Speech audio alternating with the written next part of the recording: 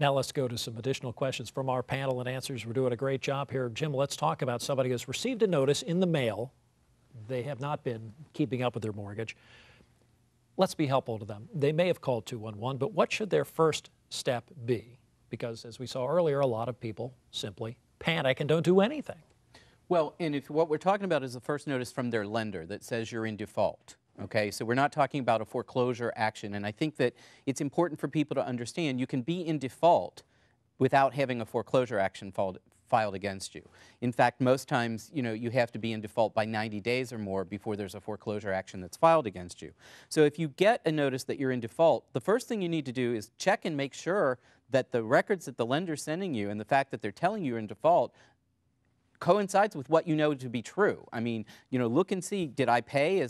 Have all my payments been credited? Are they recognizing all the payments that are there? Are there late fees that don't belong there? And then you need to reach out to a nonprofit housing counseling agency who is going to be able to assist you in deciding and strategizing what are the next steps that you need to take. Let's skip ahead now to, we've gone through that process and still it hasn't been remedied. So now the foreclosure notice comes. Now it's serious. What next? Well, it really depends. The first thing to know is to remember that you continue to have options and that there are different agencies who can provide you know, sometimes legal assistance to actually assist you with the foreclosure. I can't stress enough, don't pay anybody to assist you on this type of thing. If you need to be referred to a legitimate attorney who's going to be able to know how to handle the situation for you, maybe that's looking at bankruptcy or maybe that's looking at a defense to the foreclosure. If you have to hire an attorney, you'll get a referral from one of these nonprofit agencies to a legitimate attorney or to a program that can assist you and know how to address the foreclosure action. Well, let's talk about that. Susan, you mentioned before the program Save the Dream. Sure. We've heard a little bit about that tonight. What is that program and what resources are available to homeowners who are now going to be reaching out, whether it's to folks like Jim or, Sure.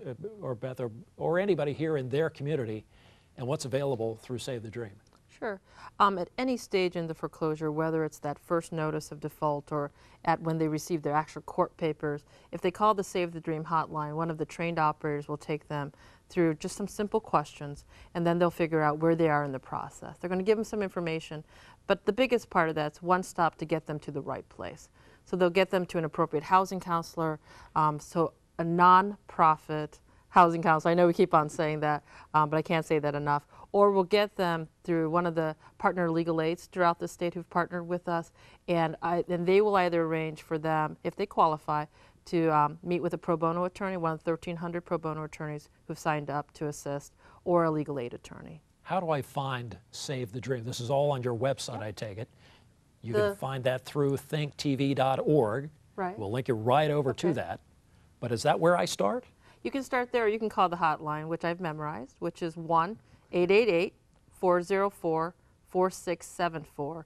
And if a homeowner calls that number, I also have to mention the hours. It's Monday through Friday, 7 a.m. to 7 p.m.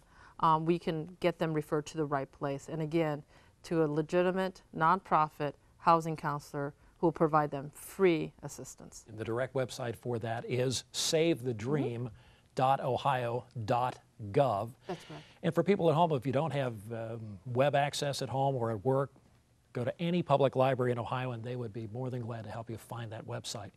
I want to talk for a little bit about free legal resources here. And I know that everybody has had that question come to them saying, well, how do I get an attorney if I can't afford one? I wouldn't be in this mess if I had plenty of money to throw about that. What is available out there and which direction do you go to find that help? Well, you know, there is Save the Dream. Sometimes we will refer folks directly to their local legal aid. Jim's organization, Miami Valley, provides free legal assistance through their nonprofit. Can I call you and get an attorney? Well, it depends. It really depends on what you're coming, the situation. And I know that's difficult, but the answer is yes. If you have a predatory loan, you can get an attorney in most situations. If you don't have a predatory loan, then the program that we have available to us, you have to start at the Homeownership Center, which is Beth's organization. And then once the housing counselor has reviewed your situation, they can make a referral to you, for you, to our organization, and we can provide up to 3 hours worth of legal counseling for you to sort of prepare you for what lies ahead. That's not actual legal representation. If you're facing foreclosure that's not as a result of a predatory loan. But we found that it's been a very useful service since we implemented it in February of this year.